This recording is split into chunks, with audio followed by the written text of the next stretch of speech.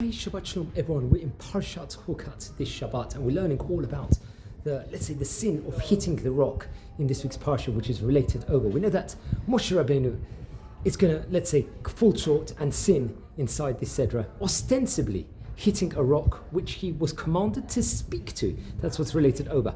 What exactly was a sin though, however? Now there are several opinions here. We shall cite a few of them. Now Rashi actually points out, I think in chapter number 20, that in verse 11 and 12, he writes that above point that Moshe was supposed to speak to the rock, but hit it instead.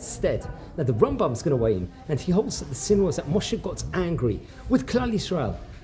Now another great rabbi, Rabbeinu Hananel, is of the opinion that the sin was Moshe saying the words, "Should we bring the water out of this rock," which is in chapter number 20, verse 10, when he should have stressed that Hashem was going to bring the water forth.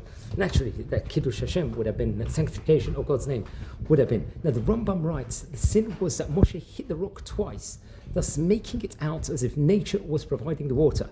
Now we can actually see other commentaries, including the Parshat and the Bar Benel for other approaches.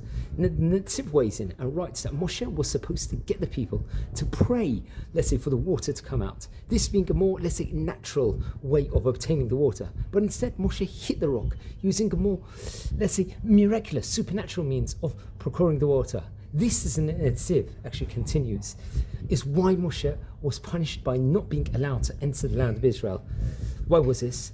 For the entry into Eretz Yisrael was to see Bnei Yisrael go from relying on miracles to finding Hashem within natural course of things. This is why naturally Moshe was supposed to use the davening, the natural route, when it came, the naturalness route in procuring the water, to get the people accustomed to natural means. That was the whole point over here, to get everything in nature. Yeah, very interesting enough.